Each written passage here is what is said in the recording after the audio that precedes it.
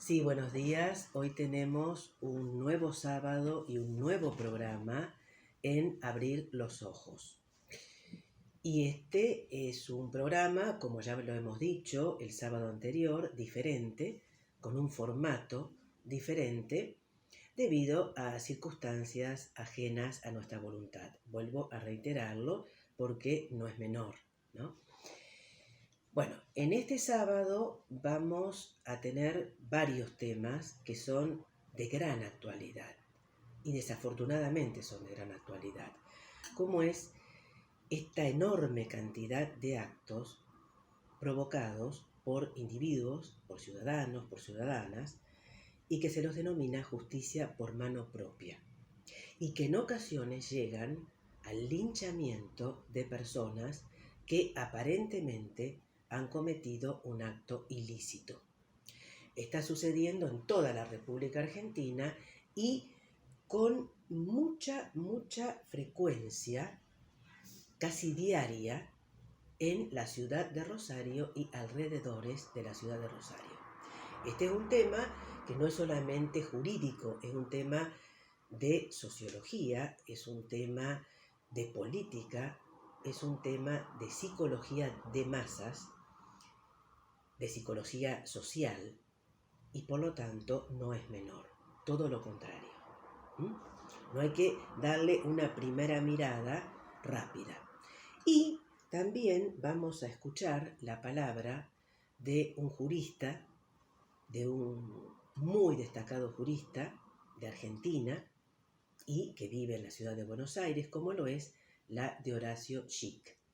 El doctor Horacio Schick, el profesor Horacio Schick, es un abogado de reconocida trayectoria en el terreno no solamente laboral, sino también del derecho de daños, pero fundamentalmente es por esencia un abogado laboralista. Horacio Schick ha publicado numerosísimos artículos, el titular del estudio que lleva su nombre, continúa en actividad incesante y también de numerosos libros que para quienes estamos en el derecho laboral y para quienes están incursionando recién en el derecho laboral son de lectura casi imprescindible. Entonces, estos son los temas que vamos a tratar y por otro lado, en el día de hoy no puedo soslayar algo que no es menor, todo lo contrario, que es la renuncia del ministro de Salud de la Nación, del doctor Ginés González García. Esta renuncia le fue solicitada por el presidente Alberto Fernández y actualmente quien va a asumir exactamente a las 17 horas del día de hoy es la, viceministra o subsecretaria. Dentro del cronograma tiene otra denominación, es una encargada de área específica, que es la doctora Carla Bisotti. Esto ha sido provocado por toda una serie de escándalos, una serie de declaraciones que se sucedieron muy rápidamente en el día de ayer, desde las primeras horas de la mañana hasta las últimas horas donde renunció el doctor Ginés González García al Ministerio de Salud de la Nación.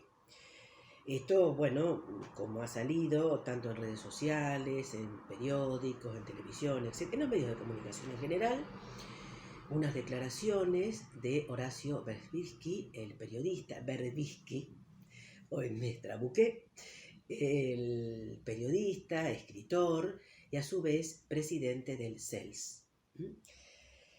Fueron declaraciones muy desafortunadas, a mi entender, y con clara intencionalidad política. Mi opinión, y la manifiesto públicamente, es que había una controversia con respecto a la gestión del doctor Ginés González García con respecto al tema salud, al tema COVID, el tratamiento del COVID. En sus momentos, si recordamos, ya en el mes de marzo del 2020, él afirmó que el COVID o el coronavirus no iba a venir de inmediato a la República Argentina que el verdadero problema era el dengue. Esto provocó una ola de reproches y a su vez dentro del círculo chico del gobierno también. Por otro lado, también había promocionado y se difundió mucho el pro vacunación a través de famosos del espectáculo, de la política, sobre todo del espectáculo y del periodismo, pero reitero, fundamentalmente del espectáculo, Moria Kazan a la cabeza, que hizo todo un show de la vacunación y que después quedó con un silencio absoluto. Y esto también provocó una muy grave y muy fuerte indignación en los círculos cerrados del actual gobierno nacional.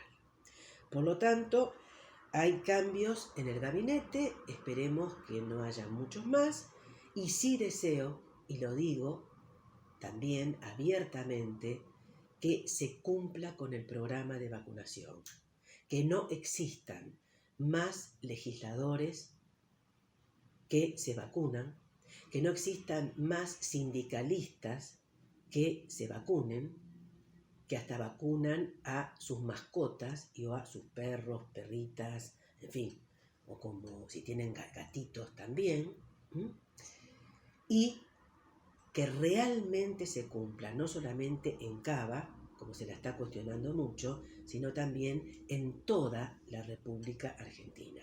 Porque, por ejemplo, el caso de Provincia de Santa Fe viene muy, muy lento.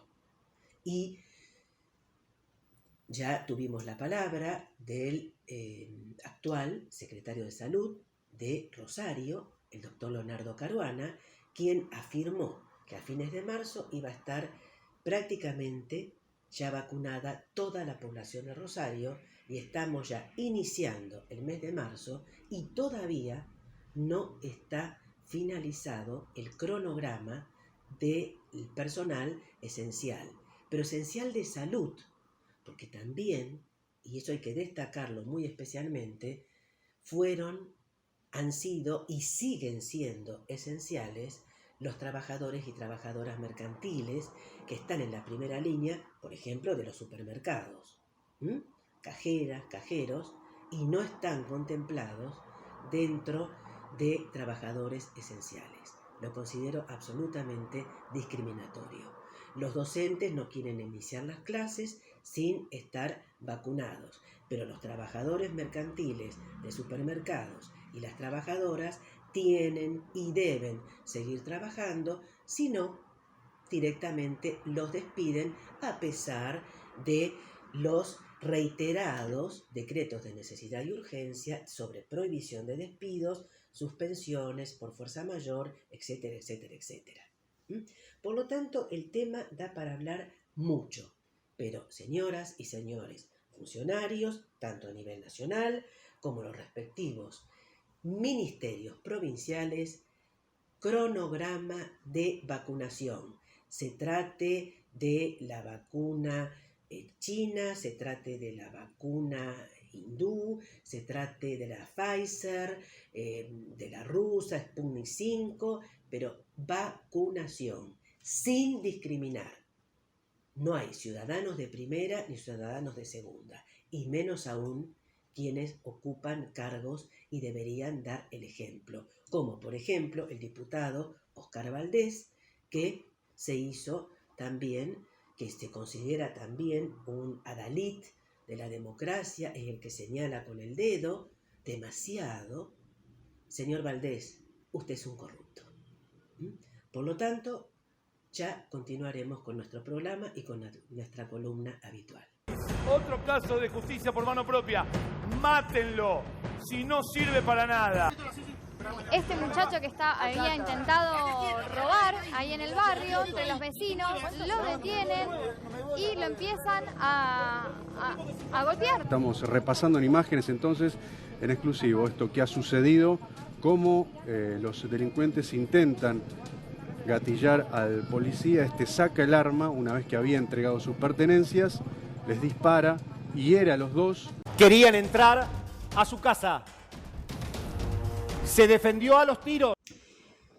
Como ya habíamos anunciado, en el día de hoy vamos a hablar sobre un tema que no es para nada menor y que quizás se lo toma muy a la ligera, que es la justicia por mano propia, que en realidad es injusticia, y los linchamientos.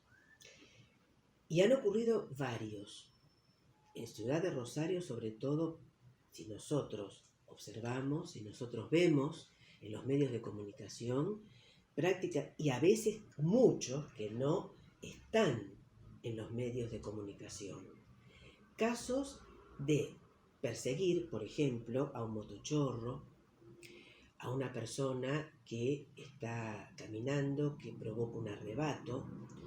Nos puede ir caminando y provocar un arrebato, no solamente el motochorro, ¿no es cierto? Es decir, las distintas variantes de delitos. Partamos de la base de que lo que estoy diciendo y lo que voy a decir no es una defensa o una apología del delito, todo lo contrario.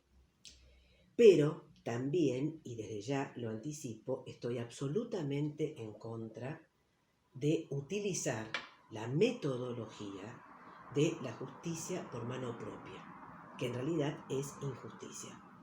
Y peor aún, con una culminación que sería el linchamiento.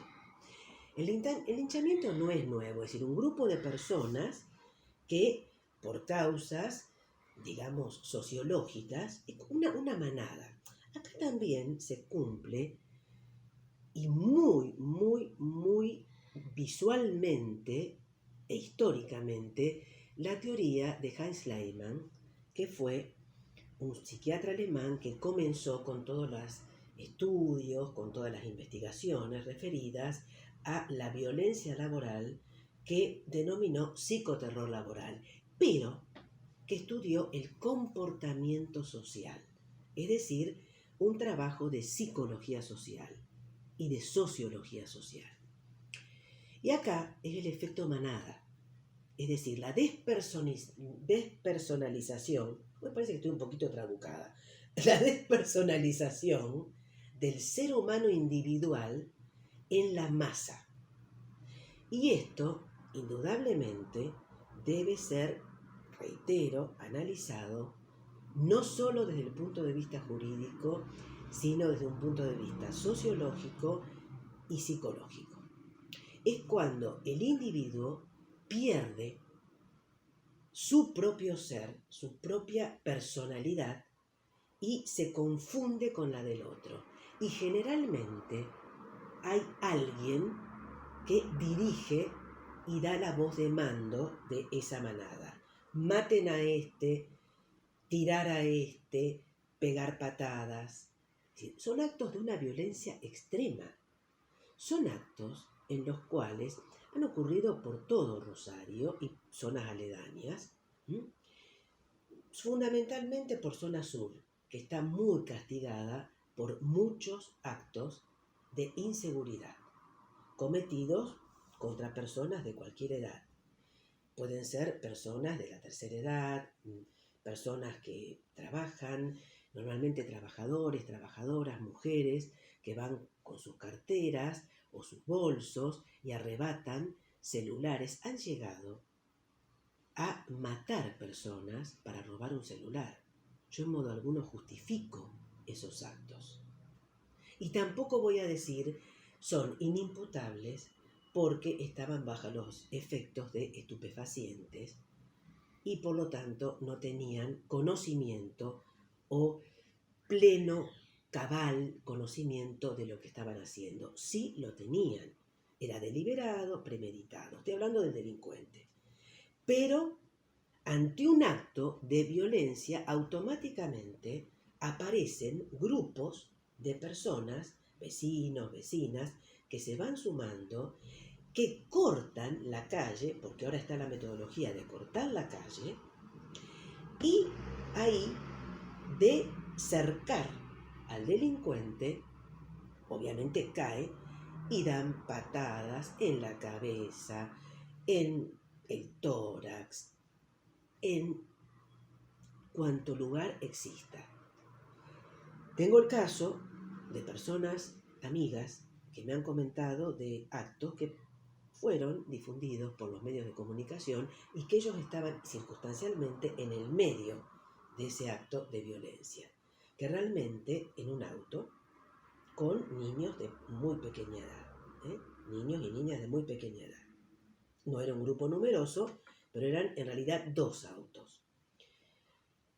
Cortaron la calle, los vecinos atraparon al motochorro, en el caso en cuestión, y empezaron a dar patadas, e inclusive con tanta saña que cierta cantidad de sangre golpeó en los vidrios de esos 2 autos que estaban parados.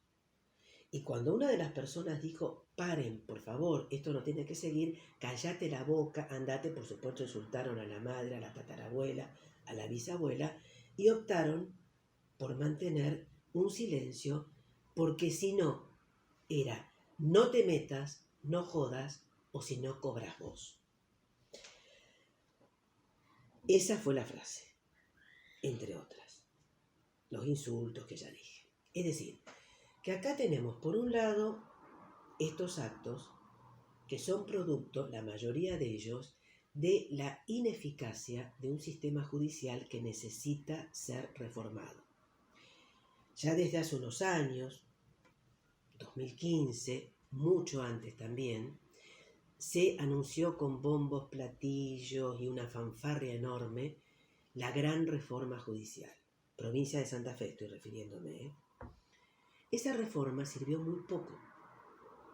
Ediliciamente sí, un muy buen edificio, pero la parte no es la de la infraestructura del actual edificio donde funciona, donde está el Centro de Justicia Penal, que también está en el antiguo y que todavía sigue funcionando Palacio de Tribunales de Calle Balcarce, ciertas áreas. La justicia penal en Argentina y en Rosario no está dando los resultados esperados. No tenemos que copiar sistemas de otros países e intentar trasplantarlos con ciertas variantes, ciertos maquillajes, a la idiosincrasia de un país diferente. En este caso se copió mucho del modelo chileno de justicia penal. El sistema de justicia penal, reitero, no está funcionando correctamente. Se cometen muchos actos de injusticia. Se cometen muchos actos en los cuales entran por una puerta los delincuentes y salen por la otra. Fianzas, no fianzas, que hay muchos crímenes provocados por el narcotráfico, sí también. Que la política de seguridad del gobierno, del actual gobierno de la provincia de Santa Fe, gobernador Omar Perotti, vicegobernadora la doctora Rodenas, ex jueza penal, dato no menor, que además hizo casi toda su campaña por la persecución y la lucha, no fue la única, por otro lado jueza, hubo otros que lo realizaron de una manera mucho más eficaz contra esas bandas delictuales, mafiosas, de narcotraficantes, los monos, concretamente. Señora Rodenas, señor Saín, ministro de Seguridad, usted dice que trabaja a destajo. Perfecto, los resultados no están a la vista. Siempre critica a la posterior conducción. Y ahí también me confundí porque la actual conducción es pésima. ¿Qué resultados hemos visto de controles efectivos de prevención del narcotráfico y de estos actos? Ya son hechos consumados. Y muchas personas están cansadas de discursos, que son palabras, pero no actos y hechos. Sí, vemos circular móviles de la policía, de la provincia, algunos inclusive de gendarmería, pero ya es área de nacional, de justicia y de seguridad nacional.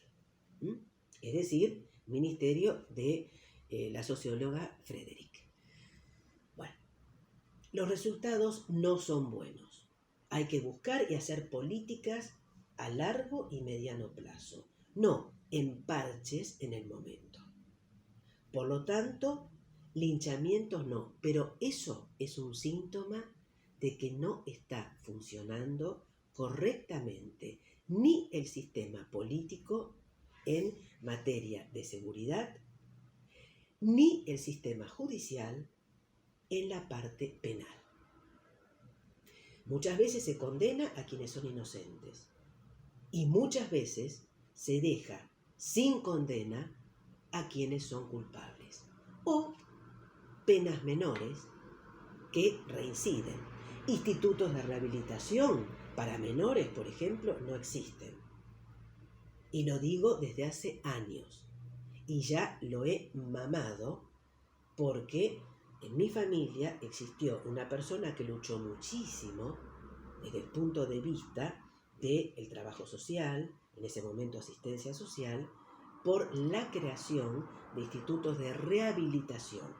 Es decir, no estoy a favor de la pena de muerte, no estoy a favor del linchamiento, menos que menos, de la justicia primitiva anterior a la justicia como la conocemos en los países civilizados, o al menos que se consideran civilizados, no al linchamiento, no a la justicia, entre comillas, por mano propias, pero sí a un sistema de prevención, de verdadera rehabilitación de quienes delinquen y no de las puertas giratorias para delincuentes con connivencia de integrantes del Poder Judicial, de integrantes de las denominadas fuerzas de seguridad y de muchos políticos que ocupan bancas en la legislatura provincial e inclusive en el Poder Ejecutivo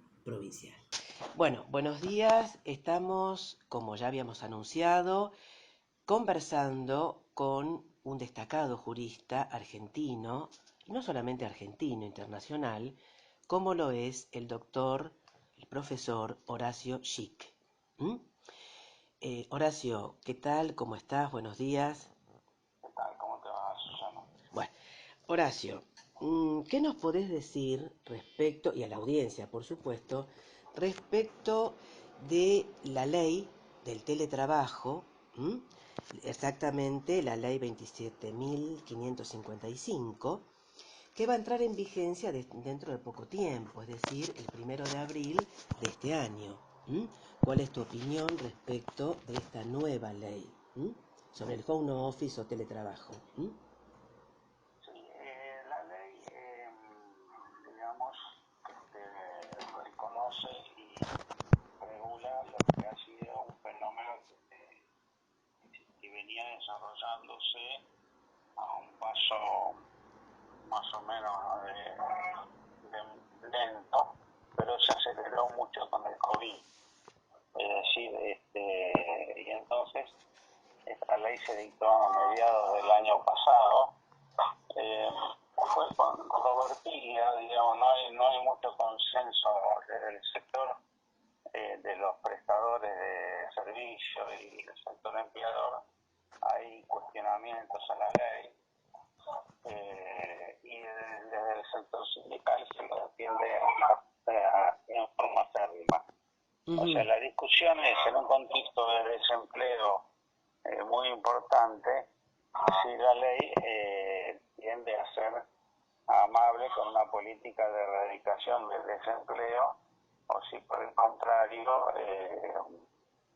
desalienta la formalización del teletrabajo y estimula la informalidad por la cantidad de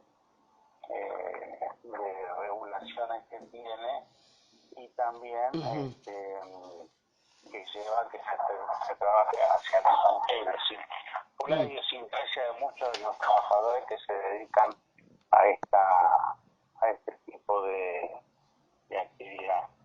Claro.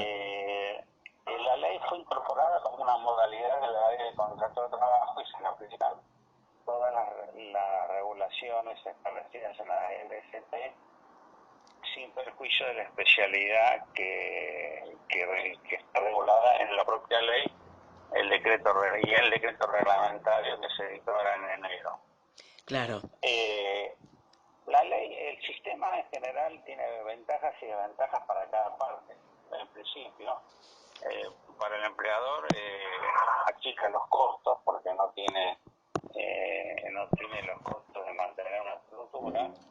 Para el trabajador tiene la ventaja de no desplazarse, poder organizar su vida familiar y estar con una flexibilidad, digamos, de la jornada de trabajo. Perdón, Horacio, Sí. discúlpame, pero yo en esto disiento con vos, porque vos fíjate que en el caso de las mujeres, ¿no es cierto? De nosotras las mujeres tenemos compatibilizar la vida familiar, ¿no es cierto?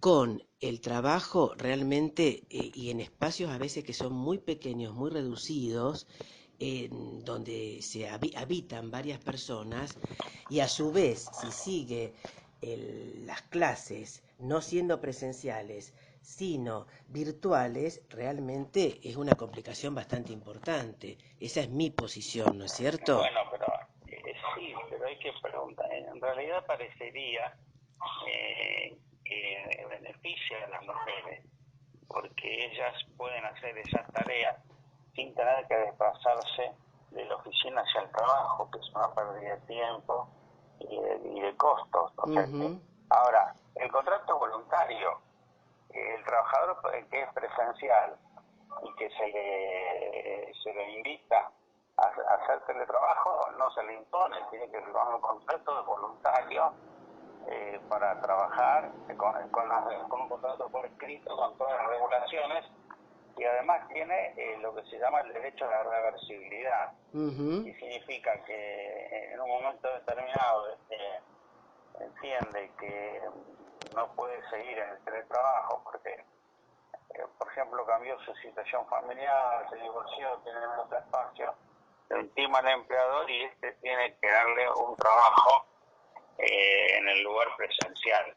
Ahora, esto fue muy criticado por la intempestividad del planteo del trabajador. Entonces, en la reglamentación, en la ley primero se dice que se lo tiene que entregar el trabajador, el empleador, la función presencial requerida por el que hizo teletrabajo y que originalmente era presencial, es a menos que tenga una situación que justifique el no poder ejecutar eso. Claro.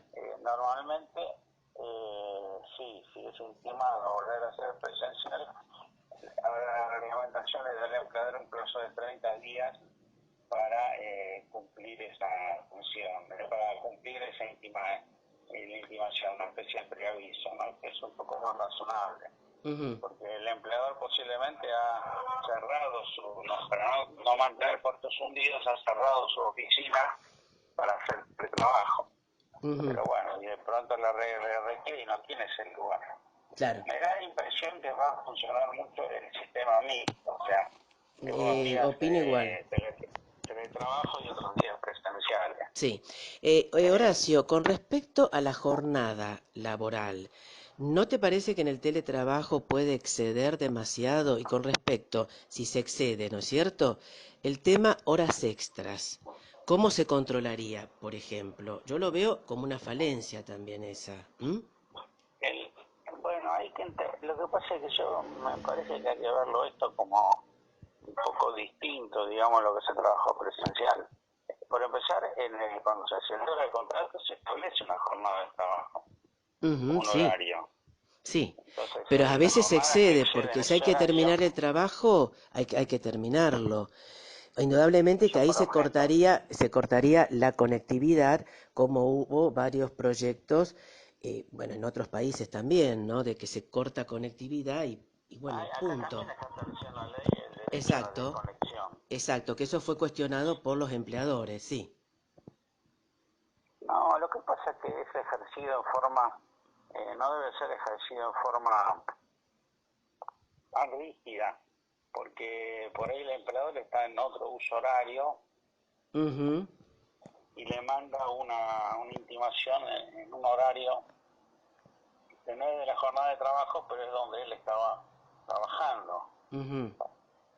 donde él está viviendo, ¿no? Claro, claro, O claro. sea, el emperador está en Japón y el trabajador está en Argentina. Y sí, ahí digamos que sería día y noche prácticamente, teniendo en cuenta las diferencias horarias, ¿no es cierto?